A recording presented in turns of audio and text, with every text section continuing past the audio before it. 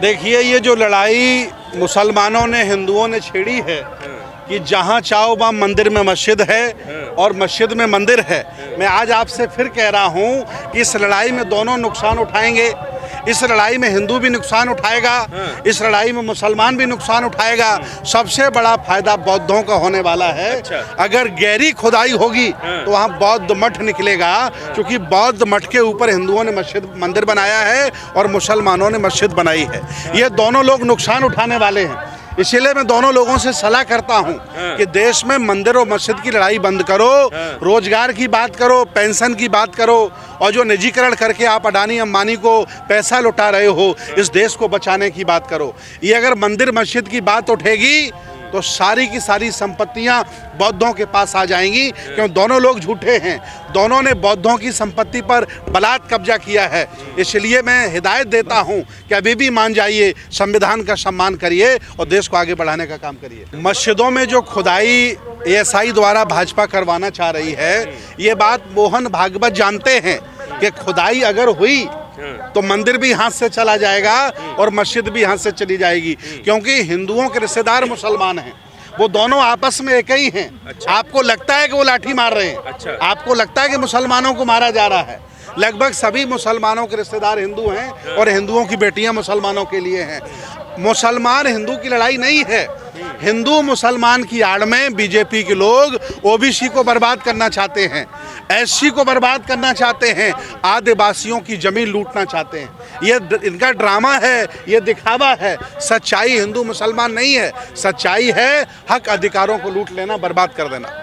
हम जैसे लोग चिल्ला रहे हैं जो संविधान पसंद हैं, अमन चैन पसंद हैं, कि दोनों ही गलत काम कर रहे हैं। पर आप जब ये कह रहे हैं कि हम अगर ज्यादा गहरी खुदाई करोगे तो बौद्ध बिहार निकलेंगे, तो आपकी तरफ से तो कोई ऐसा दावा नहीं ठोका जा रहा है। बाकी जैसे और लोग दावा ठोक रहे हैं कि ये हमारा है, ये हमारा है। हम दावा करेंगे, याचिका लगाएंगे तो कोई सुनवाई नहीं करेगा। अच्छा, लेकिन लेकिन मेरा काम पूरा ये हिंदू आसान कर रहे हैं। अगर ये बहस देश में छिड़ गई कि मस्जिद खोदो मंदिर निकालो और मंदिर खोदो मस्जिद निकालो, तो ये दोनों इस लड़ाई में हार जाएंगे। जीत बौद्धों की होगी, अम्बेडकरवादियों की होगी, हमारी होगी, क्योंकि दोनों ने बलात् कब्जा किया है बौद्ध मठ के ऊपर मंदिर मस्जिद। आपका तो जुर्माना हुआ था सर सुप्रीम कोर्ट में जब गए थे अयोध्या को लेकर। नहीं, सुप्रीम कोर्ट में जो जुर्माना मुझे किया हमने दे दिया। आरोड़ो मिश्रा अभी तक हमारे पैसे के चाय पी रहे हैं। जो 1 लाख रुपया हमने जमा कराया था सुप्रीम कोर्ट में, अरुण मिश्रा वहाँ के जज थे, वो आज भी हमारे पैसे से चाय पी रहे हैं। ये सनातन युग है सर, सनातन युग 2014 के बाद ये से। सनातन युग हमारा है। भगवान बुद्ध ने कहा ऐस धम्मो सनातनो। ये हिंदू चिल्ला रहे थे, मैं तो कह रहा हूँ आज भी हिंदू चिल्लाओ, क्या तकलीफ है? सनातनी है ना, अब सनातन यात्रा चल रही नहीं, है। हम एक्चुअली हमारे त्योहार इन्होंने चुरा लिए। हमारी पाली भाषा को ब्राह्मी लिपि बना लिया, हमारी पाली भाषा को संस्कारित करके संस्कृत बना ली, हमारे महायानी देवी देवताओं को अपना देवी देवता बना लिया। हिंदू धर्म की उम्र ही 1000 साल पुरानी है, इतिहास उठा के देख लीजिए। मैं तो पाली और धम्म लिपि का छात्र हूँ, पूरा अध्ययन किया हमने। पुराना कुछ भी इनके पास नहीं है। बुद्ध 9वें अवतार है सर, विष्णु के, ऐसा कहते हैं वो। इन्होंने इसलिए कहा कि अवतार हैं ताकि इनका सम्मान भारत में बच जाए। ये विदेशी लोग हैं, इनका ना जमीर है, ना मान सम्मान है, ना डीएनए है। ये तो लुटेरे हैं। इन्होंने एससी ओबीसी माइनॉरिटी के लोगों को मानसिक गुलाम बनाकर कब्जा किया हुआ है। गोरे अंग्रेज चले गए, ये कारे अंग्रेज हैं। इनका काम लूटपाट करना है, कब्जा करना है, इसके अलावा कोई काम इनका नहीं। पर जैसा आप कह रहे हैं कि आपने जब याचिका दायर की थी तो आप पर जुर्माना लगा, फिर आज वही कोर्ट अलग अलग स्टेट की जो निजी अदालतें हैं वो कैसे फिर परमिशन दे रही है? देखिए, भाजपा की सरकार है, हिंदुओं की सरकार भाजपा मानते हैं, हिंदू मोदी जी को अपना सम्राट मानते हैं और सारी न्यायपालिका बीजेपी के साथ खड़ी है, बीजेपी की गुलाम है। जज डरे हुए हैं, न्यायपालिका डरी हुई है, इसलिए उनकी याचिका स्वीकार होती है, उनके साथ न्याय होता है। और हम बौद्ध हैं, एससी एसटी ओबीसी माइनॉरिटी हक वंचित समाज की आवाज हम हैं। इस देश के असली राजा महाराजा हम हैं। एससी ओबीसी की सारी जातियां यहाँ की पुरानी राजा महाराजा हैं। आज हमें इन्होंने मानसिक गुलाम बना के कमजोर बना दिया है। अगर मैं आवाज लगाता हूँ तो मेरे खिलाफ ये जुर्माना लगाते हैं और हिंदू याचिका लगाता है तो सुनवाई होती है। लेकिन ये अच्छा हो रहा है जी। जैसे 30,000 मस्जिदों की लिस्ट है, आपके पास कोई ऐसी लिस्ट है? बौद्ध 84,000 बौद्ध मठों की सूची हमारे पास है। कितनी? 84,000 बौद्ध मठों के ऊपर मंदिर बनाया गया। कौन कौन से? ऐसी कोई जगह आप बताइए, तिरुपति बालाजी, जगन्नाथपुरी, बद्रीनाथ, केदारनाथ, राम मंदिर, मथुरा, ये सारे हमारे बौद्ध मठ सब हैं। आपके हैं? सारे हमारे। इन्होंने तो नई कब्जा, बहस छेड़ दी आपने। नई बहस नहीं, पुरानी बहस है। पढ़ा लिखा आरएसएस का आदमी सब जानता है, पढ़ा लिखा भाजपा का आदमी सब जानता है। जो चाशनी पी करके घूम रहे वो नहीं जानते हैं, क्योंकि वो कभी स्कूल नहीं गए, वो कांवड़ लेके जाते हैं। जो स्कूल गया ब्राह्मण, जो स्कूल गया हिंदू, वो सब जानता है ये देश बौद्धों का है। सम्राट अशोक का देश है, ये महापद्म नंद का देश है, सम्राट कनिष्क का देश है। संभल की मस्जिद में हरि मंदिर है। हरि मंदिर नहीं, बुद्ध को हरि कहा गया है। ये नई बहस आपको बता रहा हूँ। अब बुद्ध को हरि भी हाँ, बता रहे हैं, हाँ, भगवान आप सनातन भी बता रहे हैं। पाली भाषा में, आप शब्द छीन क्यों रहे हैं? पाली भाषा में बुद्ध को हरि कहा गया है। ये जो हरियाणा है, ये भगवान बुद्ध की धरती है। आप पूरे हरियाणा में जाइए, सर वो तो पूरा देश बुद्ध का है। सब कब्जा किया है, लूट लिया इन्होंने हमारा। संभल के बाद जिस तरह से अजमेर का मामला सामने आया, क्या देश में कोई बड़ी दंगे की साजिश रची जा रही है? बिल्कुल भाजपा वाले साजिश रचेंगे, लेकिन खुशी मुझे है कि ना वहाँ मस्जिद रहेगी, ना वहाँ मंदिर रहेगा। अब अजमेर में बौद्ध मठ निकले। ये पत्थरबाज कोर्ट क्यों नहीं जाते हैं? ये पत्थरबाज लोग कोर्ट क्यों नहीं आते हैं? सड़क पे आ जाते हैं। पत्थरबाज लोग कोर्ट नहीं जा सकते, उनको पिटीशन बनाना नहीं आता, वो पढ़े लिखे नहीं, इसलिए पत्थर चलाते हैं। आप जब जागरूक हैं, अभी आपने कहा कि वो अनपढ़ लोग हैं, वो पत्थरबाज आ जाते, आप जागरूक हैं, पढ़े लिखे हैं, तो आप कैसे छिनवा रहे हैं अपनी जगह? आप आइए ना, सामने निकल के, ये एक ही याचिका से डर गए। रोड पर जाते हैं तो गोली मार देते हैं, न्यायालय जाते हैं तो मेरी याचिका स्वीकार नहीं करते हैं। तो हम चूंकि संविधानवादी लोग हैं, हम हिंसा को हाथ में नहीं ले सकते। हम अपने हक अधिकारों की लड़ाई संविधान के दायरे में रहकर के कर रहे हैं और करते रहेंगे। तो अधिकारियों की लड़ाई जारी कहाँ है? नहीं चल रही है, जारी है।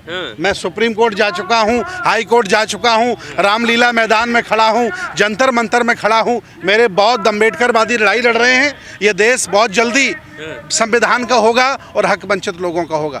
मस्जिदों में मंदिर ढूंढेंगे, और हम लोगों ने भी मन बना लिया है, जितने इनके मंदिर हैं उनमें हम लोग बुद्ध विहार ढूंढेंगे। ये हमारा काम है। और अभी जैसे सोमनाथ का आप देख लेंगे, डाटा निकला है सोमनाथ मंदिर का, उसकी खुदाई हुई भारतीय पुरातत्व सर्वेक्षण के द्वारा, तो नीचे गहराई में वहाँ बुद्ध विहार निकला है। अभी हम लोग तिरुपति बालाजी के खिलाफ भी हाई कोर्ट, सुप्रीम कोर्ट जाने वाले हैं कि तिरुपति बालाजी की जो मूर्ति है वो भगवान बुद्ध की मूर्ति है, लिहाजा मंदिर को खाली करा के हमें दे दिया जाए। दावा करेंगे आप लोग भी अपना दावा पेश करेंगे? बिल्कुल दावा पेश करेंगे, उसकी तैयारी भी कर ली है। सुप्रीम कोर्ट के वकीलों से मुलाकात भी हो गई है। हम भी पिटीशन लगाने जा रहे हैं। बड़े बड़े इनके 18-20 मंदिर जिनके नीचे बुद्ध विहार के ऊपर इन्होंने बनाए हैं, हम भी दावा करने जा रहे हैं। सर, पिटीशन तो आपने अयोध्या में भी फाइल की थी, क्या हुआ फिर उस पिटीशन? हम लड़ाई लड़ते रहेंगे, क्योंकि न्यायपालिका बेईमान है, नेताओं के साथ मिली हुई है। और हम लोग जब इतिहास लिखा जाएगा, भले ही हमारी हार हो गई हो, भले ही बेईमान न्यायपालिका ने हमारी ना सुनी हो, लेकिन इतिहास में दर्ज हुआ है कि जब बौद्धों का मठ अयोध्या के तौर पर कब्जा किया जा रहा था, उस समय बौद्ध लड़ाई लड़ रहे थे। ये हमने काम किया। आप कह रहे हैं हमने काम किया, एक तबका ऐसा जो कह रहा है कि जहाँ भी मस्जिद खुदेंगे वहाँ मंदिर निकलेगा, तो फिर आप लोग अपना दावा क्यों नहीं पेश करते हैं? नहीं, बात सही है। 2500 वर्ष पहले बुद्ध विहार बने, 1000 साल पहले कह सकते मंदिर बने, और फिर 300 साल पहले मस्जिद बनी। तीनों झूठ नहीं बोल रहे हैं, तीनों सही बोल रहे हैं, लेकिन गहराई तक आप जाएंगे तो बुद्ध विहार ही निकलेगा, ये सही है। मतलब सबसे गहरा खोदेंगे तो बुद्ध विहार, सबसे गहरा खोदेंगे तो बुद्ध विहार ही निकलेगा, मंदिर मस्जिद नहीं निकलेगा। लेकिन लोग तो नहीं मानते इस बात को। मानेंगे, धीरे धीरे माहौल बनाया जा रहा है, लोगों को समझाया जा रहा है, कैडर प्रोग्राम चल रहे हैं, गांव-गांव हमारी टीमें लगी हैं, पूरे भारत में हम लोग बता रहे हैं, और बहुजन मीडिया भी हमारा साथ दे रही है। और हम लोग बहुत जल्दी ये लोगों को बताने में कामयाब होंगे कि मंदिर के नीचे बुद्ध विहार है और हर मस्जिद के नीचे बुद्ध विहार है। आपने कहा कि मंदिर के नीचे जो है बुद्ध विहार है। एक तबका ऐसा भी है सोशल मीडिया पर जो लगातार ये सवाल पूछता है कि तथागत गौतम बुद्ध जो थे उनके माता पिता भी हिंदू थे और वो भी भगवान में आस्था रखते थे। इस बात में कितनी सच्चाई है? हिंदू शब्द का जो जन्म है, इसकी उम्र 400 साल है, और जो ब्राह्मण व्यवस्था है इसका जन्म है, इसका 1000 साल उम्र है। मैं पाली भाषा का विद्यार्थी हूँ, धम्म लिपि जानता हूँ। आज दिन तक भारत में एक भी आप बताइए शिलालेख जो संस्कृत में निकला हो या उर्दू में निकला हो, सारे के सारे शिलालेख धम्म लिपि में है, ब्राही लिपि में है, प्राकृत और पाली भाषा में है। लिहाजा ये लोग नए नए लोग हैं, पुराना है बुद्धिज्म है, जैनिज्म है, तो जितना गहरा खोदोगे उतना बुद्ध विहार निकलेगा। तो भंते जी, बुद्धिज्म से पहले क्या था, यही तो सवाल कर रही हूँ। जब तथागत गौतम बुद्ध जो हैं उन्होंने बुद्धिज्म का शुरुआत की, उससे पहले आखिर क्या था? ज्ञान प्राप्ति से पहले आखिर कौन सा धर्म था भारत में? लोग कहते हैं हिंदू धर्म ही था। सनातन जिसका ये नाम ले रहे हैं, सनातन का मतलब होता है पुराना, और पुराना भारत में बुद्धिज्म है। वर्तमान में जो ये जो सनातन सनातन चिल्ला रहे हैं, ये पहले हिंदू हिंदू चिल्लाते थे। जब लोगों को पता चल गया कि हिंदू शब्द पुराना नहीं है, हिंदू धर्म पुराना नहीं, तो ये सनातन पर आ गए। लेकिन मैं दावे के साथ कह रहा हूँ कि सनातन भी लेना ये भूल जाएंगे। अब हम लोगों ने बता दिया है कि सनातन का मतलब प्राचीन होता है, ब्राह्मण व्यवस्था नहीं है। देखिए, बीजेपी आ गई है और बीजेपी के हाथ में न्यायपालिका, मीडिया और बड़े बड़े अडानी। बीजेपी पार्टी का जो कोषाध्यक्ष है उनका नाम है अडानी, गौतम अडानी बीजेपी के कोषाध्यक्ष हैं, नरेंद्र मोदी के भी कोषाध्यक्ष हैं। पूरी दुनिया में नरेंद्र मोदी पर रोक लगाई जा रही है, उनके खिलाफ चार्ज लगाए जा रहे हैं, लेकिन भाजपा उनका नाम लेने को तैयार नहीं है।